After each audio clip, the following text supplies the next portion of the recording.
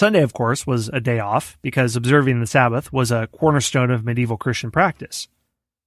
And if there were any local celebrations taking place, jugglers, troubadours, and others would come to town, and it was also understood that workers would restrain from labor. You could also have fun on the estate, believe it or not. Peasants gambled, danced, and wrestled together and played a primitive form of rugby. Men from two villages played on a pitch that could easily include woods and streams. Since there weren't any rules, broken bones were common, and there were other sports that were common that involved animal cruelty, like cockfighting or bear baiting, in which a bear was chained to a post and dogs attacked it.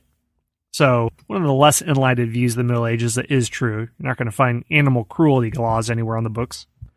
Well, anyway, according to Shore's estimates, a peasant in 14th century England might not work more than 150 days a year.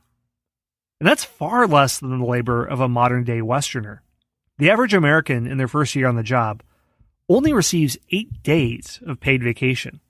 Of course, weekends and other days are thrown in, but it's not uncommon to work 220 to 250 days a year in the modern era. So a peasant has a better benefits package than you or I, and they were definitely better off than other people in time periods like a plantation slave in America who could literally be worked to death and often was. And I won't get into how miserable slavery was, but I did a podcast series on the history of slavery, and you can go up to episode 4 of the 5 episodes of that series on Antebellum South and see how terrible it was. And all that to say, a medieval peasant had things going much better. And a medieval peasant had more rights than simply time off. Of course, they were constrained in many ways and had fewer liberties than the lords of their manor, but their station was nothing like that of a plantation slave. The peasant worked on the land that was owned by his lord, so he owed the lord a service, but the means by which he produced value by farming or other craft implementation was up to him. He could pass on wealth to his children if he wanted to. Compare that to a slave in the South in the antebellum era of the United States, who was the legal property of his or her owner and had no legal rights whatsoever. So here's the medieval arrangement. The understood contract between a lord and a peasant was that a peasant was obligated to remain permanently on the manor, but in exchange for this, the lord would provide protection from bandits, outlaws, and mediate disputes between peasants. This was an important service in a time when standing armies and police forces and low-level courts didn't exist. Your lord was your government. Your lord was your protection. Maybe you couldn't travel out of your land, but would you really want to when it was so dangerous? So in a lot of ways, the 19th century was an aberration in history in terms of how much people worked.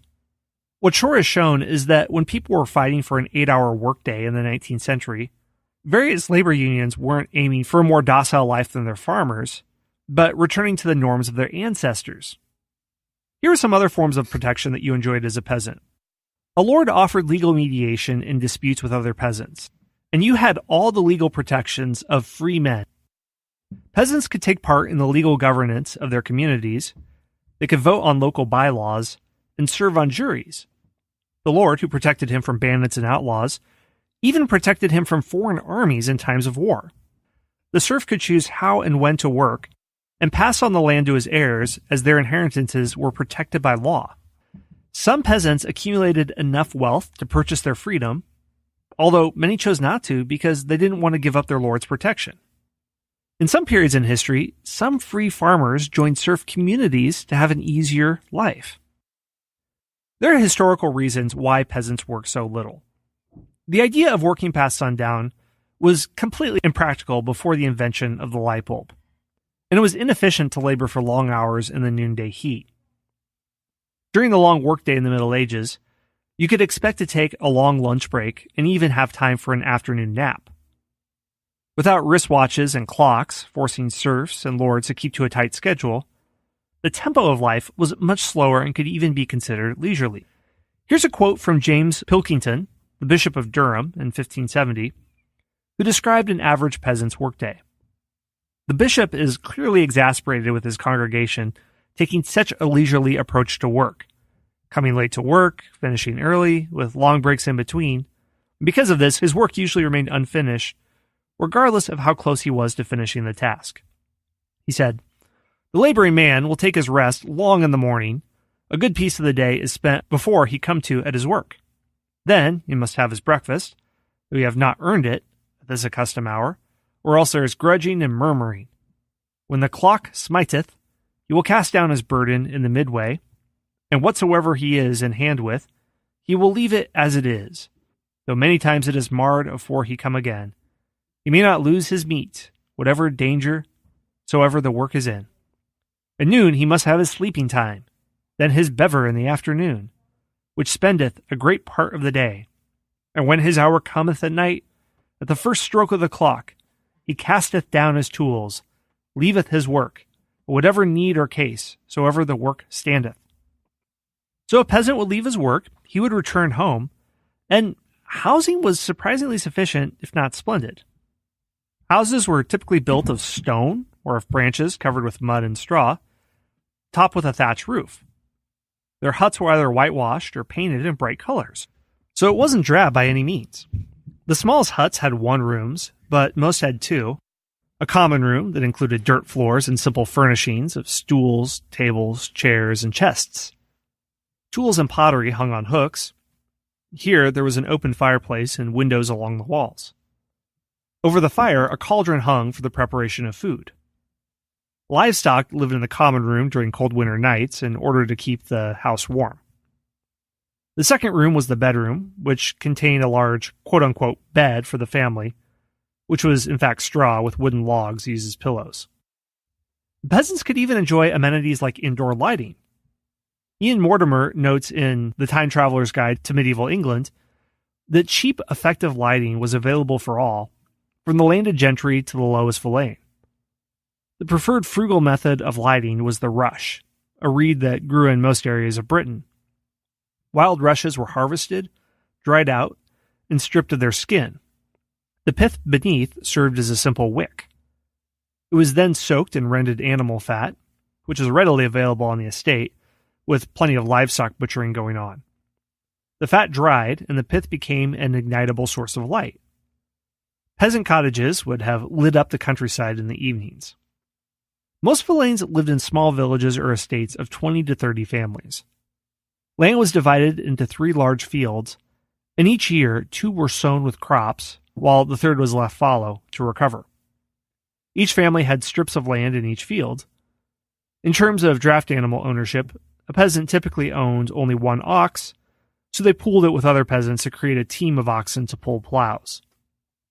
Men sowed grain and women planted peas and beans after the land was plowed.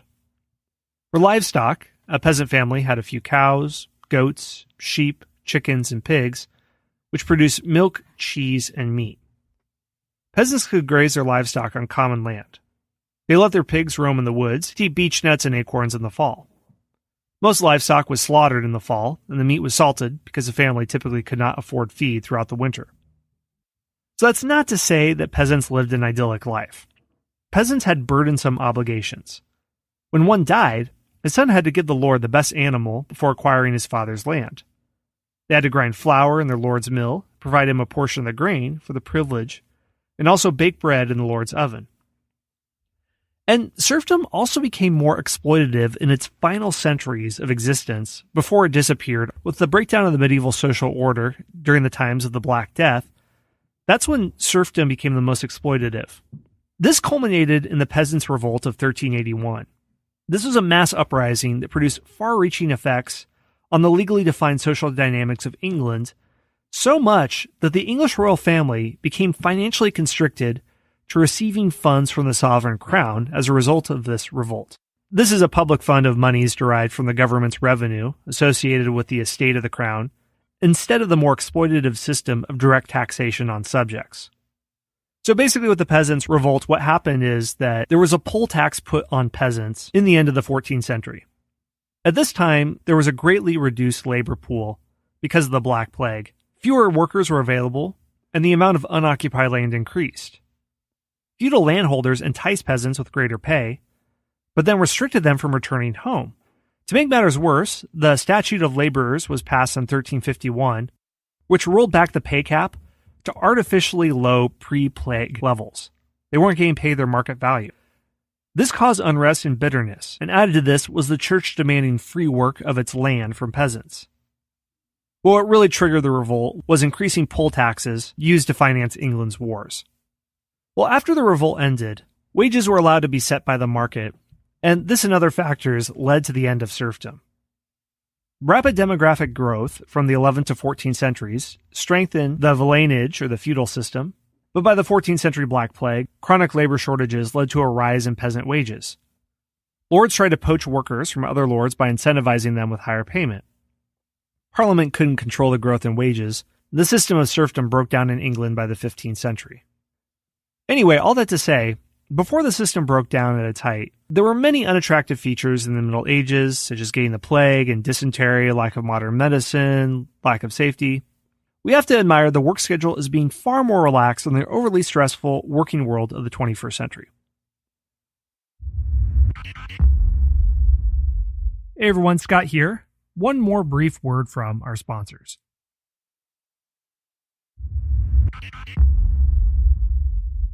Alright, well that's all in this episode. In the next and final episode in this series on common knowledge about the Middle Ages that's incorrect, we're going to look at the end of the Middle Ages and see how there wasn't a sharp transition from the medieval world into the Renaissance, but there are lots of features and institutions from the Middle Ages that go well into the Renaissance. They're just thought of in different ways.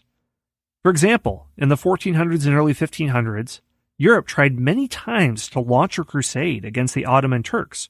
But instead of inspiring the masses with middle-aged propaganda about protecting the Holy Land or protecting pilgrimage routes or recovering holy relics and icons and pieces of the true cross, it fires people up by using humanist reasoning, saying that the Turks are like the Trojans, us Europeans, or the noble Greeks like in Homer's The Iliad. So Renaissance and humanist reasoning is used to support a crusade, and the lines between medieval and early modern are again not clearly drawn, and we're going to look at all that ambiguity in the next episode. Alright, well that is the show for today. Thank you so much for listening. First of all, I'd like to thank the Knowlton's Rangers, and especially our spy masters, Baron Fraser, Carl from Norway, Chris Romaine, Moondoggy from Ohio, and Rick Knowlton, and I'll explain what that means in a second. If you like the show, please leave a rating and review on the podcast listener of your choice, whether it's iTunes, whether it's Stitcher, Google Podcasts, whatever. Also, we have a Facebook page. You can join us there to keep up the discussion on latest episodes. And finally, if you really want to dig in deeper with this show, I encourage you to join the Knowlton's Rangers. The Knowlton's Rangers were an elite reconnaissance and espionage detachment of the Continental Army in the Revolutionary War, but it's also the name of the History Unplugged membership program. Learn how to join by going to patreon.com/unplugged. So here's what you get if you become one of the Knowlton's Rangers. If you join at the level of Scout, you can get early access to new podcast episodes, along with enjoying absolutely every single episode of the History Unplugged podcast ad-free. All 270 and counting episodes.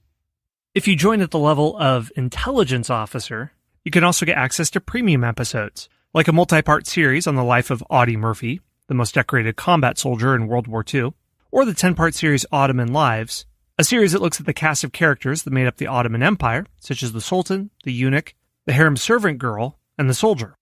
And finally, if you join at the level of Spy Master, you get all the same stuff as the Scouts and Intelligence Officers, but you also get a shout-out to you and or your business at the end of each episode, a 3-pack of hardcover history books, plus you will be put at the very front of the line for me to answer your question about history, and I can guarantee I will dedicate an episode that's about an hour long or so to your question. Sign up at patreon.com/unplugged. Again, that's patreon.com/unplugged. Anyway, those are the ways you can help out the show. Thank you so much for your support. Thanks for listening to the History Unplugged podcast.